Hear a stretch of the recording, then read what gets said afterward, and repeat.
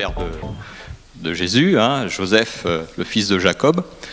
On connaît tous cette histoire, comme quoi Joseph a été vendu comme esclave, parti en Égypte. Il a eu des songes avant, des songes après, lorsqu'il était en Égypte. Et résultat final, il a été élevé presque comme Pharaon, juste en dessous de Pharaon. Et donc c'est lui qui avait la maîtrise totale du pays d'Égypte. Ouais, ça c'est la grande histoire que tout le monde connaît.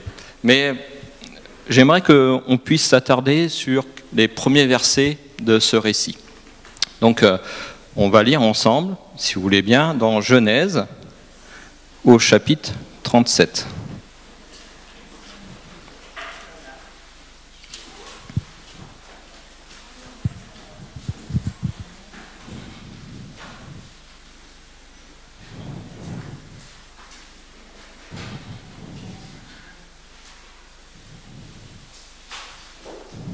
Jacob demeura dans le pays de Canaan, où avait séjourné son père.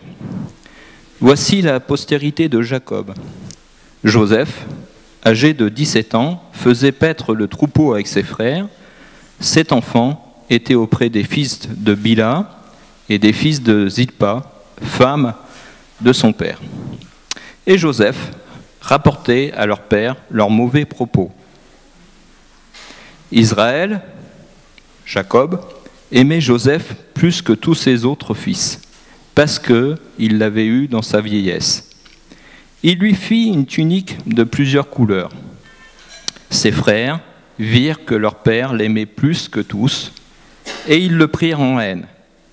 Ils ne pouvaient lui parler avec amitié. Vous voyez, j'ai fait court, exprès, on ne va pas lire toute l'histoire de Joseph, je vous en fais grâce. Ça se résume à ces quelques versets. Alors, moi, comme vous, certainement, j'ai lu plusieurs fois ce récit, de nombreuses fois, et à chaque fois, j'étais émerveillé parce que je lisais toute l'histoire de Joseph, et étant petit garçon, on se rêve tous en train d'être pharaon, ou roi, ou prince, avoir une destinée fabuleuse, et on passe à la trappe souvent de fois ces premiers versets. On va parler de chiffon ce matin, de textile, de vêtements. On voit dans le début du récit que Jacob fait une tunique à son fils. Alors ça peut passer sous silence, parce que, effectivement, c'est dit dans l'histoire, mais ça n'a pas vraiment de connotation, ou en tout cas, c'est pas expliqué comme ça. Et puis, on s'aperçoit que dans le reste du récit, on n'en parle plus de cette tunique. Alors, pour essayer de remettre un petit peu les choses dans son contexte, on va lire dans 1 Chronique, si vous voulez bien. Je retrouve 1 Chronique au chapitre 5.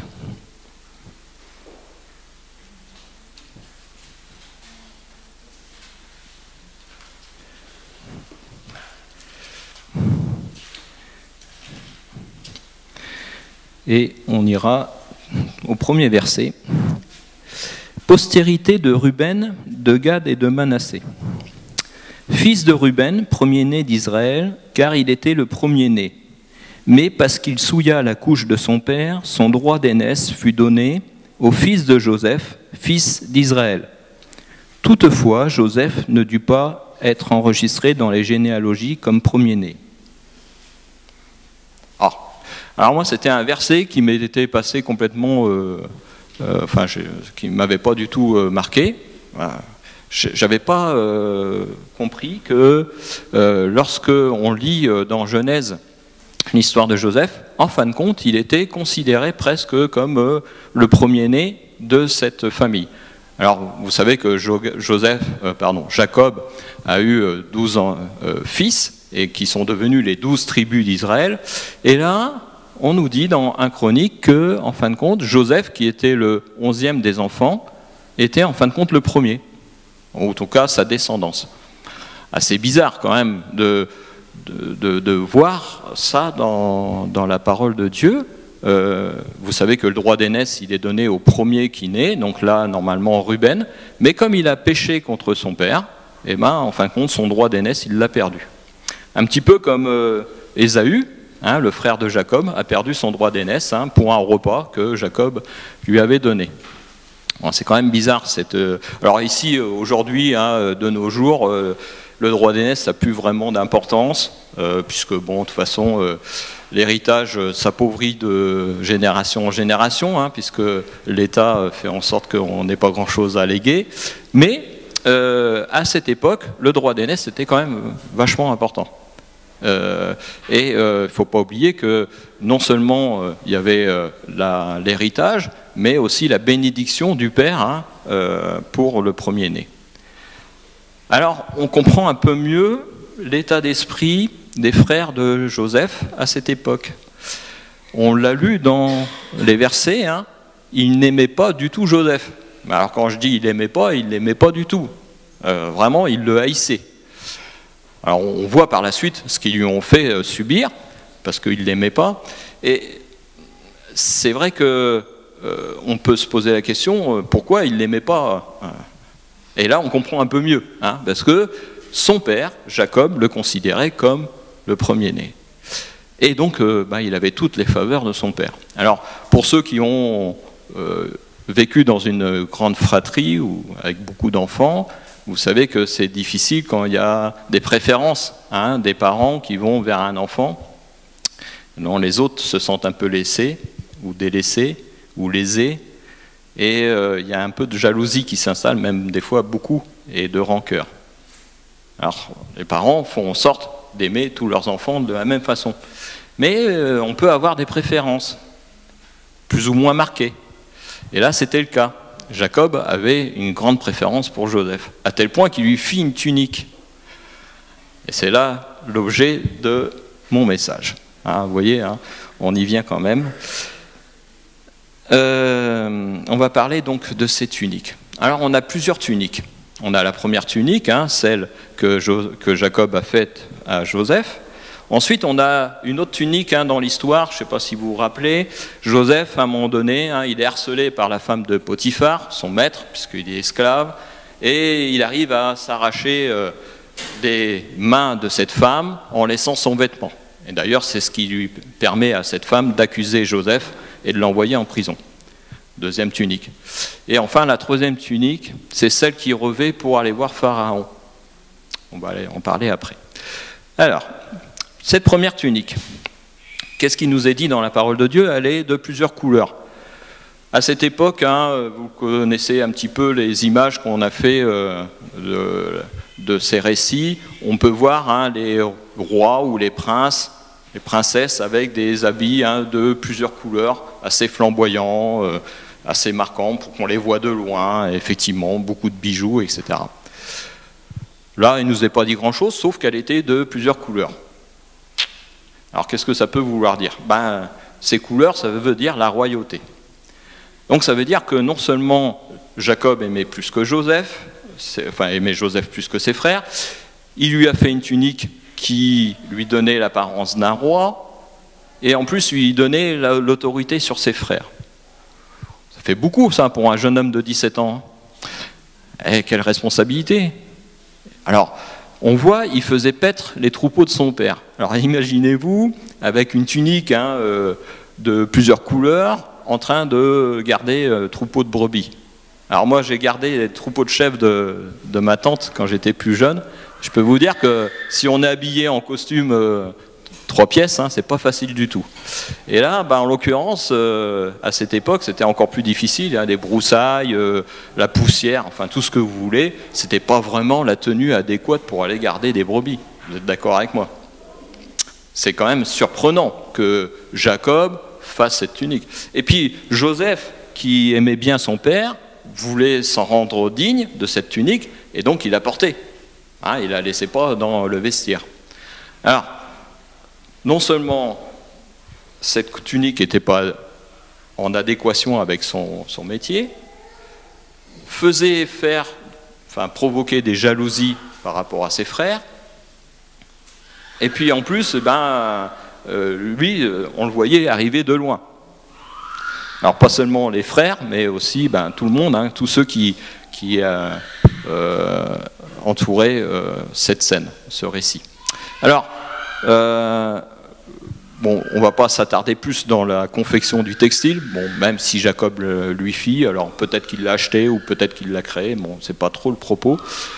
Cette apparence de tunique, c'est la royauté, je l'ai dit, et donc lorsque nous, on passe à travers les eaux du baptême, on endosse également une robe que le Seigneur nous donne. Alors cette robe, on la porte, puisqu'on lui appartient. Mais qu'est-ce qui se passe avec cette robe? Alors pour ceux qui ont déjà eu une vie dans le monde, alors moi également, hein, une fois qu'on est chrétien, une fois qu'on a placé notre foi en Jésus-Christ, on se sent un petit peu différent des autres. Cette robe, elle nous empêche d'être un peu comme tout le monde. Et plus on la porte, plus on essaye d'être digne de cette robe, plus on provoque des jalousies et des animosités de nos contemporains. D'accord avec moi ou pas? Je ne sais pas si ça vous est arrivé de prendre position sur un fait d'actualité, je ne sais pas, allez, un fait d'actualité aujourd'hui, l'avortement. Quand on essaye de prendre position par rapport à la parole de Dieu, tout de suite, alors là c'est plus contre le sujet qu'on va débattre, c'est contre notre religion. Ouais, les chrétiens, vous aussi, vous avez versé le sang, etc. Vous êtes tous d'accord qu'à chaque fois on nous rabâche tous les crimes que la religion a fait. Effectivement, la religion a versé le sang, mais à la lumière de la parole de Dieu, on ne peut pas être d'accord avec tout ce qui se passe dans le monde. Alors comme l'a dit Anthony, effectivement, le serpent, il est là pour nous faire croire que c'est devenu la normalité. Mais la normalité, ce n'est pas ce que dit la parole. À tel point que même des grandes églises, comme les catholiques, protestants, arrivent à accepter des choses qui ne font pas partie de la parole de Dieu, qui sont dénoncées par la parole de Dieu. Comment on peut arriver à des situations comme ça? À force de vouloir trop ouvrir, on va dire, les bras au monde, on arrive peut-être à se diluer dans le monde. C'est le risque. À force de vouloir trop regarder le serpent qui nous charme, on peut se sentir attiré par lui. On a des versets qui nous le rappellent, de ce genre de problème. Donc on va lire dans 1 Pierre, si vous voulez. 1 Pierre au chapitre 4, par exemple.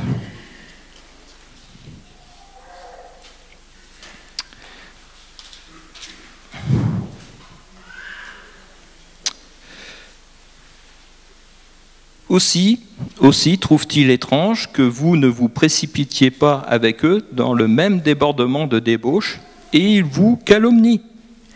Ils rendront compte à celui qui est prêt à juger les vivants et les morts, car l'évangile fut aussi annoncé aux morts, afin qu'après avoir été jugés comme les hommes dans la chair, ils vivent selon Dieu par l'Esprit. Ah, voilà. Donc, c'est pas moi qui le dis, c'est la parole. Il faut se méfier. Et cette robe, elle est là pour nous rappeler que on est différent. Alors pas seulement la robe, mais également nos actions. Lorsque on a des positions à prendre, il faut le faire en la connaissance de la parole de Dieu.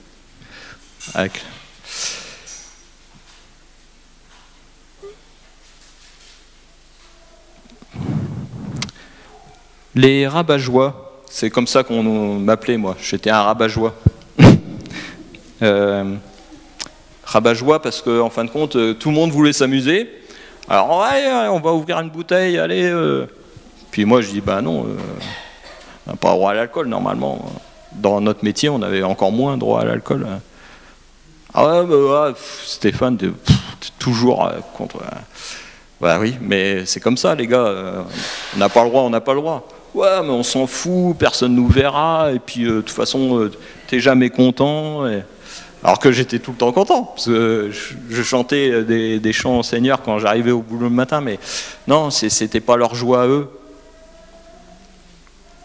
Et la différence, c'est que ça les mettait mal à l'aise. Parce que quand ils ouvraient leur bouteille, moi je buvais un verre d'eau ou un verre de jus de fruits, et ça les mettait mal à l'aise. Ah ouais, vas-y, tu peux prendre une bière, quoi, comme nous. Non, pas le droit, pas le droit. À la limite, je dis, on fait ça chez quelqu'un, on va à l'extérieur, mais pas sur notre lieu de travail, on n'a pas le droit. Ah ouais, mais bon, de toute façon, tout le monde le fait. La bonne excuse. Et puis un jour, ça s'est passé dans l'armée de l'air. Hein. Un jour, il y a eu, pareil, on appelle ça un pot. Hein. Donc ils ont bu beaucoup d'alcool. Puis un des militaires qui était là avec eux, il est sorti de la base et puis il a eu un accident, il s'est tué. Puis là, les autorités, ils ont ouvert les yeux. Comment ça se fait? Oh là là, comment ça se fait? Nos hommes boivent sur leur lieu de travail? Comme s'ils ne savaient pas. Puis ils le faisaient pareil, hein. Les autorités faisaient la même chose. Hein. Bon, peut-être pas jusqu'à l'ivresse, mais bon. Voilà, jusqu'au jour où il se passe quelque chose. Et puis là, on est content d'avoir cette robe. Parce que ça nous protège aussi souvent de fois de mésaventures qui pourraient nous arriver. Bah oui, si on se dit, tiens, c'est vrai, j'ai bu un verre, c'est pas prudent que je conduise. Comme vous savez, la publicité qui rappelle, hein, enfin, les flashs, qu'ils essayent de sensibiliser. Eh ouais, justement, cette robe, elle nous dit, non, tu devrais pas conduire. Regarde ce que tu as fait, tu as bu un peu d'alcool, tu ne devrais pas conduire. Voilà, d'accord, on laisse la clé à notre compagne. Voilà. Donc, pour vous dire que cette tunique que Joseph portait, ça le mettait à part également, par rapport à ses frères. Et à tel point qu'il ne pouvait plus l'encadrer du tout. Lorsqu'il est arrivé auprès d'eux, parce que son père l'avait envoyé pour aller voir comment allaient ses frères, ils l'ont vu arriver de loin, forcément, tunique multicolore. Ah tiens, là, Joseph, on va le tuer. On va le tuer, on va lui enlever la tunique. La première chose qu'ils ont fait, c'est enlever sa tunique, la déchirer. Ils ne pouvaient plus supporter cette tunique. Ça les mettait mal à l'aise. Lorsqu'on est dans le monde, on a affaire aussi à des gens comme ça. Des gens qui sont méchants. J'ai vu, il n'y a pas longtemps, je crois que c'était la semaine dernière, un reportage, nous avons vu avec Sylvie et Damien, un reportage, c'était sur les comparaisons immédiates. Je ne sais pas si vous l'avez vu. Voilà l'histoire, donc un homme au volant de sa voiture, c'était, je ne sais plus, à Marseille, je crois, hein, il refuse la priorité à un autre homme, un jeune homme. S'ensuit une altercation, bon, il remonte dans sa voiture, il s'en va chez lui, et l'autre le suivait. Enfin, le jeune homme le suivait. Jusqu'à ce qu'il aille dans son appartement, et puis il redescend pour aller voir son courrier, et là il trouve l'autre conducteur dans le couloir, qui avait appelé un ami à la rescousse, et puis ils ont commencé à le tabasser. Ils l'ont frappé, à tel point qu'ils allaient le tuer, sans l'intervention d'un pompier qui était là en train de vendre ses calendriers pour la fin d'année. Alors, bon, peut-être c'est comme ça, c'est à dire, c'est peut-être banal, on va dire, mais à tel point que le pompier, il dit, mais moi j'ai cru qu'ils allaient vraiment tuer cet homme. Alors bon, je vous passe, hein, mais nez fracturé, côte fêlée, un doigt sectionné, enfin voilà ce qu'il a eu. Plusieurs jours d'arrêt de travail. Et ce qu'a dit la procureure là, au tribunal, elle a dit, mais en fin de compte, les gens normaux, ceux qui ne disent rien, ils sont devenus hors société. Mais non, en fin de compte, il faut toujours élever la voix, se mettre en colère, frapper les gens pour exister, en tout cas pour, voilà, pour que ces gens-là soient presque considérés comme normaux. Alors la défense de ces deux jeunes hommes, hein, alors bon, c'était, on a eu une enfance difficile, notre papa nous a tapés, enfin vous connaissez l'histoire. Certainement, peut-être. Peut-être. Mais lorsqu'on n'a pas de foi, lorsqu'on ne croit pas en Dieu, lorsqu'on n'a aucune limite, lorsqu'on n'a aucune connaissance entre le bien et le mal, on peut avoir des comportements comme ça. Je suis sûr que si vous vous rappelez, quand vous êtes au volant, quelqu'un vous fait une queue de poisson ou se rabat directement ou tourne sans clignotant, c'est quoi votre réflexe? Alors, on ne va pas aller jusqu'à les poursuivre, on peut aller jusqu'à les... Mais ça énerve, c'est vrai. Et puis maintenant, comme les personnes n'ont plus de contrôle sur eux-mêmes, puis surtout pas de crainte de Dieu, eh ils y vont. Il m'a fait ça, je vais lui casser la figure. Il va comprendre. Triste quand même, cette société. À tel point qu'il y a beaucoup de personnes qui ont peur maintenant. Peur de conduire. Mon voisin, avant qu'il décède, 92 ans, il rentre chez lui, une voiture le suivait, c'était un jeune homme, et il descend de sa voiture, il dit « Oui, quand vous avez reculé sur le parking, vous avez cassé mon rétroviseur. » Alors certes, il avait son rétroviseur de cassé, mais ce n'était pas mon voisin qui l'avait cassé. Mais c'était une excuse pour aller s'en faire payer un autre, et surtout pour rentrer chez lui. Heureusement qu'il y avait la femme de ménage qui était là, il a laissé tomber, il est parti, et c'est lui qui nous a raconté ça. Il dit, j'ose même plus prendre ma voiture, parce que, il dit, c'est vrai que, bon, personne âgée, on a du mal à tourner la tête, on voit moins bien, on entend moins bien, et c'est vrai que peut-être que j'aurais pu casser son rétroviseur. Et voilà, et se faire agresser pour ça, pour un rétroviseur. Vous voyez jusqu'à quel point ça peut aller. Alors, on pourrait être tenté de laisser tomber cette tunique. Ah ouais, oui, parce que ça nous apporte aussi des ennuis, la tunique. On nous voit arriver de loin avec nos couleurs. Et puis, quand on la porte, on sait qu'on n'est pas comme les autres. Alors, les autres, ça les dérange. La parole de Dieu nous dit que, et Anthony l'a rappelé, beaucoup d'autres avant nous ont porté cette tunique. Et beaucoup d'autres encore la porteront après nous. Et même si elle nous dérange, même si des fois c'est difficile de la porter, il ne faut pas cesser de la porter. Parce que c'est ce qui nous permet d'être la lumière du monde. C'est celle qui permet au monde de trouver la bonne voie, le bon chemin. Parce que si on nous cache, comme la lumière, on la cache sous le lit, sous le boisseau, on ne la verra plus. Joseph aurait pu être tenté de quitter cette tunique, c'était que des ennuis pour lui, que des ennuis. Il aurait pu refuser de la porter. Non, il a continué à la porter. Voilà, donc une parole d'encouragement pour nous, continuons à porter cette tunique. Je passe à la deuxième tunique. Donc là, l'histoire, Joseph, et il est dans la maison de Potiphar. Le Seigneur l'a béni. Il a plein de responsabilités, à tel point que c'est lui qui décide tout sur la maison. Potiphar, lui, son maître, il n'a plus qu'à s'inquiéter de manger. C'est ce que nous dit la parole de Dieu. C'est quand même étonnant qu'un homme de la position de Potiphar laisse toute sa maison à un esclave. Alors, il est talentueux, Joseph, mais il est aussi beau de figure. Alors, pas comme moi. Il est beau de figure, il a un bel aspect, et puis surtout, voilà, il a les vêtements qui vont avec. Alors vous savez, aujourd'hui, les jeunes, ils jurent, enfin ça fait quand même des années, les jeunes, ils jurent plus que par les marques. Alors bon, si tu n'as pas du Adidas, si tu n'as pas du... Moi je passe par les marques, je ne vais pas faire de publicité, mais voilà, tu n'existes pas. À l'époque, c'était un peu ça déjà, Si on n'avait pas une tunique de lin, on n'avait pas une position.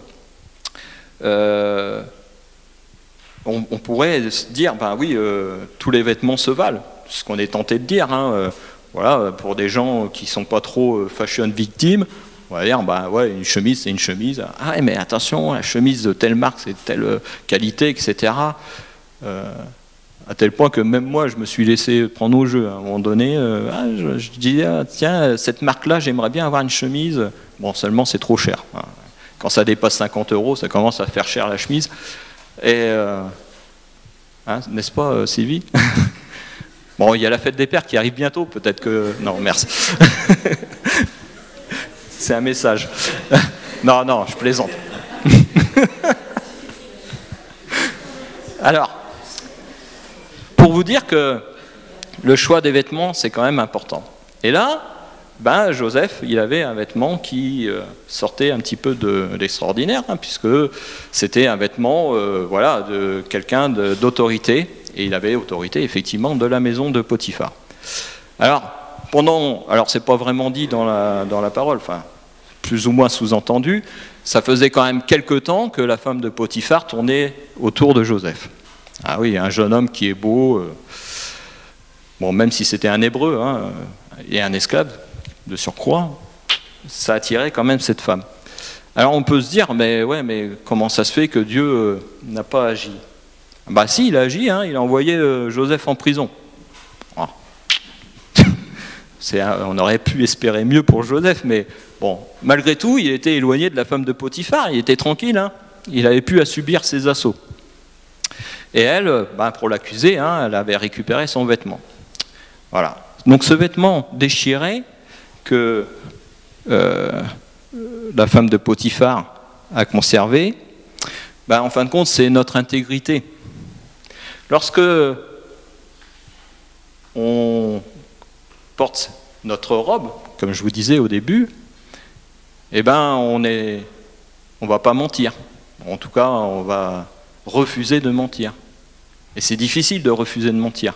On m'en parlait encore hier. La personne concernée... oui, c'est difficile de mentir quand on croit en Dieu. Et plus on croit en Dieu, plus notre foi grandit en Dieu, plus c'est difficile de mentir. Et puis, à tel point que ben, des fois, on essaye d'échapper à éviter de mentir en s'écartant, en se dissociant. Voilà, ben, ça arrive hein, souvent de fois, même sur mon lieu de travail, moi j'arrivais à me retirer de mes camarades parce que ben, je savais qu'à un moment donné, voilà, dans la conversation, ça allait revenir sur ma position, ma foi. Il la connaissait, donc je ne pouvais pas faire plus. Hein. Et bon, quand on me demandait mon avis, je le donnais, mais j'évitais d'attiser hein, le feu, comme on dit. Et ben, cette intégrité, c'est celle que Joseph avait. Il a refusé les avances de la femme de Potiphar. Alors, je ne sais pas si elle était belle ou pas, mais bon, peut-être que lui, en tout cas, peut-être qu'il aurait voulu aller avec cette femme, mais sa foi en Dieu l'en a empêché. Et heureusement, parce que peut-être que sinon son histoire n'aurait pas été la même. Pour vous dire que cette intégrité, eh ben, il faut des fois se concentrer sur la parole de Dieu. C'est en ayant les connaissances des versets de la parole de Dieu qui permettront de nous protéger de ce serpent ou des femmes comme Potiphar, la femme de Potiphar. Alors, un autre Joseph Parker, celui-là, un contemporain de Spurgeon, un grand prédicateur anglais, il a dit une chose qui m'a interpellé: un pasteur qui n'a jamais été testé par le feu de quelque tentation ne vous apportera pas grand-chose de valable. Un pasteur qui n'a jamais été éprouvé ne saura pas se mettre à votre niveau. Oh. Alors ça voulait dire que lui aussi, il avait été tenté. Et oui, en fin de compte, si le Seigneur nous donne la parole à nous qui sommes de simples hommes, c'est pas pour rien. C'est parce qu'on ressemble à tous les hommes. Et heureusement, on est humain.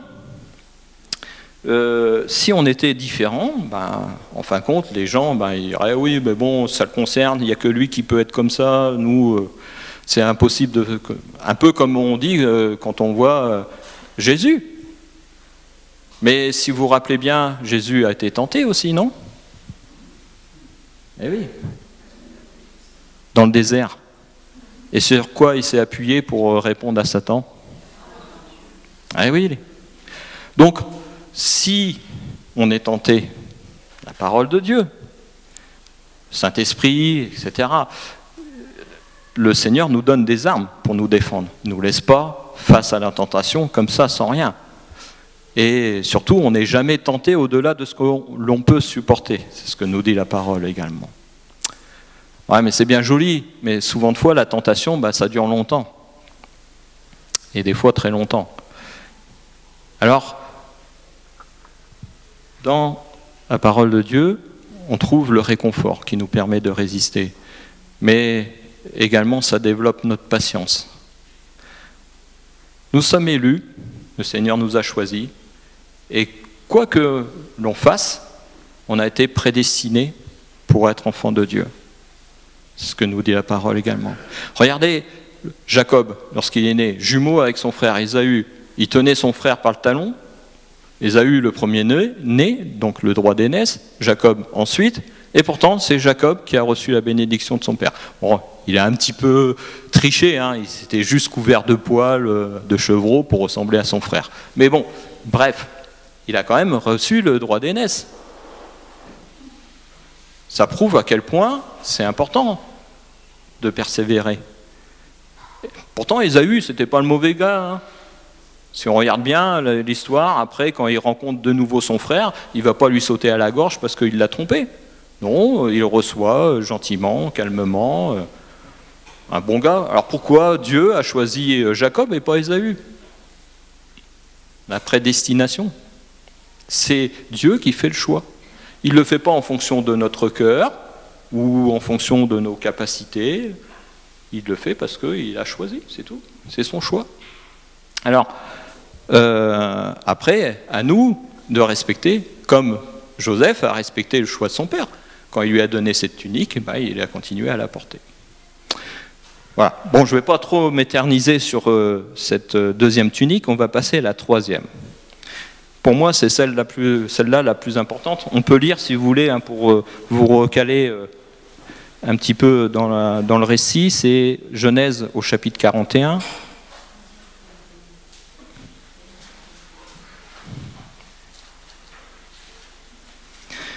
Et au verset 14. Pharaon fit appeler Joseph, donc qui était en prison, hein, je rappelle. On le fit sortir en hâte de prison, il se rasa, changea de vêtements et se rendit vers Pharaon. On s'arrête là. Alors, effectivement, pour être admis devant Pharaon, on ne pouvait pas y aller en tenue de prisonnier, hein, avec les chaînes aux pieds. Forcément, il y avait un dress code, vous connaissez, hein. Donc il fallait avoir la tenue adéquate. Et là, en l'occurrence, c'était une robe de fin lin, avec des liserés d'or certainement, etc. Joseph a revêtu cette tunique pour se présenter devant Pharaon. Un peu comme nous. On revient à cette robe lorsqu'on se présentera devant Dieu. Si on n'a pas cette robe, on ne sera pas admis. Alors c'est pas seulement, vous comprenez, hein, c'est une image. Hein. Mais cette robe nous permettra d'avoir accès à Dieu, comme Joseph pour avoir accès à Pharaon. Qu'est-ce qui s'est passé après? Pharaon a enlevé les chaînes, littéralement, hein, des pieds de Joseph. Il l'a mis à une position très élevée. Est-ce que vous ne rêvez pas, vous, lorsque vous serez au paradis, d'avoir une position très élevée? Non.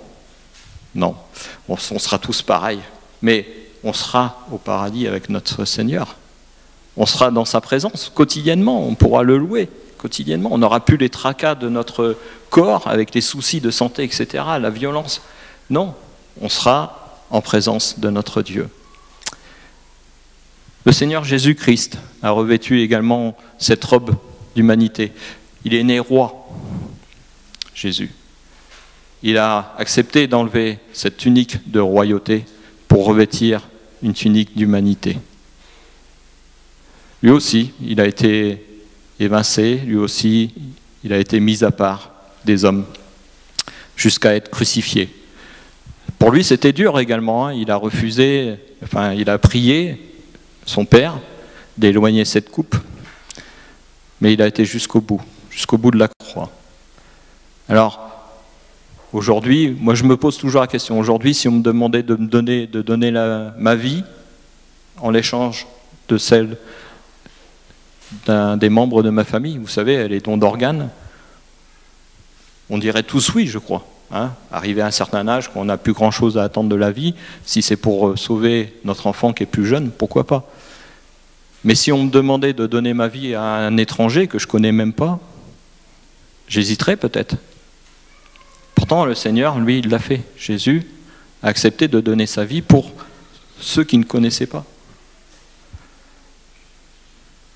Alors jusque sur la croix, hein, lorsque le brigand il dit « sauve-toi toi-même », il a résisté à la tentation. Il aurait pu appeler des légions d'anges pour le faire descendre de la croix. Il ne l'a pas fait.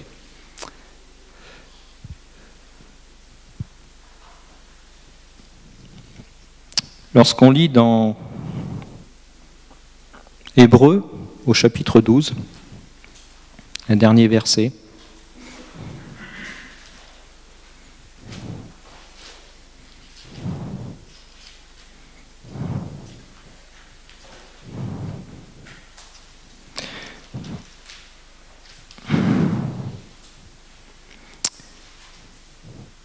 ayant les regards sur Jésus qui suscite la foi et l'amène à la perfection. En échange de la joie qui lui était réservée, il a souffert la croix, méprisé l'ignominie et s'est assis à la droite du trône de Dieu. Considérez en effet celui qui a supporté contre sa personne une telle opposition de la part des pécheurs, afin que vous ne vous lassiez point l'âme découragée. Ceux qui connaissent le Seigneur savent qu'on a une vie différente. On est mis à part pour le Seigneur. Ceux qui n'ont pas donné encore leur vie au Seigneur savent que s'ils acceptent de revêtir cette tunique, ils vont avoir une vie différente de leurs contemporains. Alors, c'est une parole d'encouragement. Moi, ça m'a fortifié dans ma foi.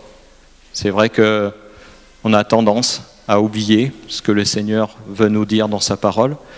J'aimerais vous la laisser sur votre cœur, cette parole.